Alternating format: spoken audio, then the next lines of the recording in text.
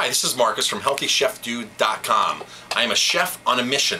Great article in today's New York Times, Sunday, March 28th, how small meat producers, there's just not enough supply to go out to the consumers. There's awesome people out there, farms, making the product, hand-raising cattle, veal, whatever it is, goats, sheep, but they can't get the product to processing plants. So what's happened in America is processing plants have dwindled and dwindled and dwindled over the last 20, 30 years. And this article specifically states there used to be 1,200 processing plants in America. Now there's like 800 over the last 10 years, so there's a decline. So the problem is processing plants need to make, they don't make much money, so they need to do volume to make money. So the IBPs, the Cargills, the big companies, Montfort, they have to process up to 400 animals an hour to turn a profit. The boutique or the smaller processing plants are only doing, I mean, some people do, 15 animals a week, 100 animals a week. Some of the small, smaller ones do 100 a day. So those numbers aren't quite enough to justify having to be able to, make a profit. So of course they're shrinking. Now our food production is increasing. Our food companies are actually decreasing because you have these big companies like Tyson. Tyson's the largest producer right now, processor, slaughterhouse plant of producing or of packaging meat. See, a long time ago you used to have cattle that used to go to the processing plant. They used to get processed, and then they used to go into a carcass, and a hen carcass, and the carcass would get shipped to a breaking house. And New York City, I don't think, has any breaking houses left. Because what happened was IBP revolutionized the industry. The cow went in the building at one end and left the other building in a box. And it was a sad, really sad day for the butcher, because the butchers started losing their jobs, and they started going to immigrant labor force in these big mass producers, mass beef slaughterhouses. So you have all these great farmers doing all this great hand-raised animals, and it's like, well, where do they get them processed? Now, some of them have great connections with processing, and very, very, very few of them actually, very, very few of them actually own their own processing plant, because it's just impossible to be able to pay the USDA, because the USDA, believe it or not, is a racket. They're designed for big business. So if a small farmer or small co-op says, we want to do our own processing plant, they actually have to meet all these USDA guidelines to get a USDA inspector. It gets as ridiculous as a USDA processing plant. The USDA inspector has to have his own bathroom. He can't use a bathroom that somebody else uses. So you can see that there's just all these extra fringe things that need to go into a processing plant. So it's really impossible, or it's less possible for a smaller place to invest that kind of money. Now, I'm in a great situation because I found one of those guys here in New York, and he owns his own processing plant, and it's wonderful, and I'm getting phenomenal beef that's coming through his place from his farm into my restaurant, less than a 20-mile travel distance, which is phenomenal. But most chefs, most restaurants don't have that kind of luxury, and most farmers don't have that kind of luxury. What happens is the farmer raises everything perfectly fine, the animals are great, now they have to ship them 50 miles, 100 miles, 300 miles. Imagine shipping cattle 300 miles, getting stuck into a corral with other people's animals who really aren't taking care of their animals. And that's where the cross-contamination thing happens. That's why they say in a burger up to like 1,000 or 10,000 animals can be inside of one hamburger, because you're mixing and matching from all these different farms and all, into a processing plant. So it's really a downer. So what do? Let's say, in my case, I'm a chef and a meat provider comes in, or meat provider says, we have this great organic style, hormone-free, antibiotic-free beef, and it's from these pastures.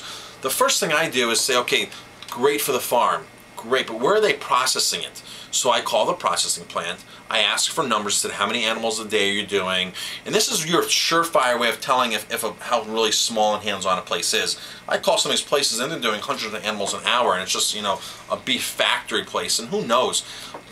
Has anybody ever heard of a story of in hospitals how they confuse babies? It's happened. So imagine in a slaughterhouse, of course they confuse cattle. Of course things get cross-contaminated. It's a slaughterhouse, it's not a hospital. That used to happen in hospitals, of course, years ago, but the point is, you can have this awesome raised beef It's coming off of really great farms, and then they go to some outside processing plant, which leaves it in their hands to do whatever they're doing. And processing plants, I've been in and out of processing plants. They're you know, it's a processing plant. It's a kill floor. They process beef, and they don't look at it any other way as animals coming in, animals getting put down and processing.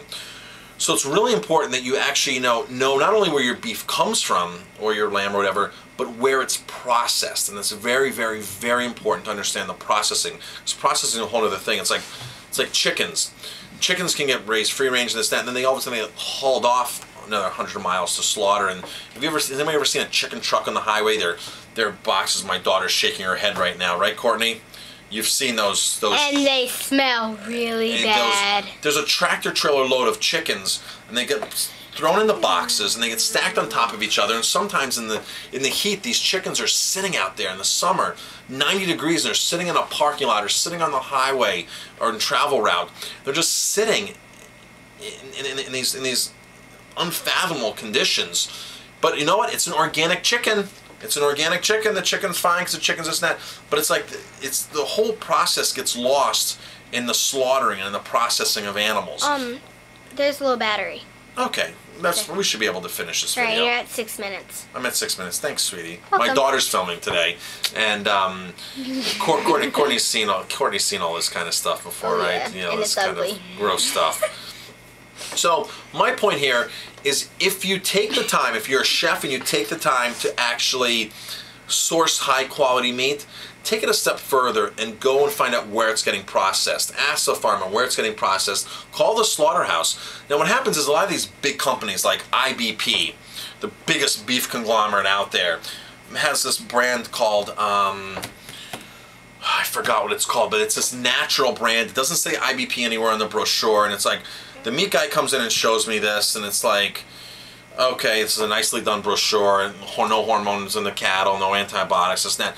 Come to find out, it's just an IBP spin-off where they take other cattle that might meet this plan, and then they ship it into wherever to process it, and it's going into an IBP slaughterhouse, which, you know, is at that pace of 400 animals an hour, mass production, really, and they lose everything else in between, and it's really disheartening to understand.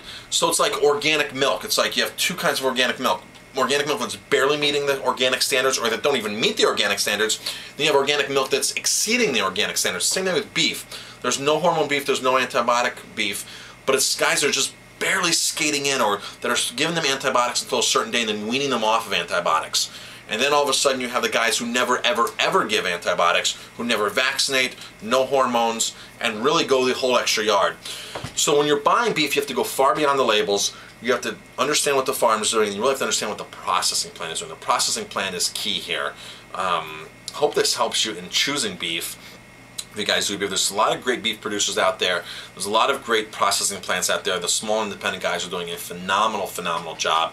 And the good thing that is, most of these processing plants, it's either the big guys, the big massive guys who are succeeding, or the small boutique guys who are doing well. Because they're the ones who can charge more, who can understand the quality controls and justify the quality that's going into the actual processing of the animals. And the big guys, their quality is just, you know, down the drain, and they're relying upon mass numbers to actually get all this out there.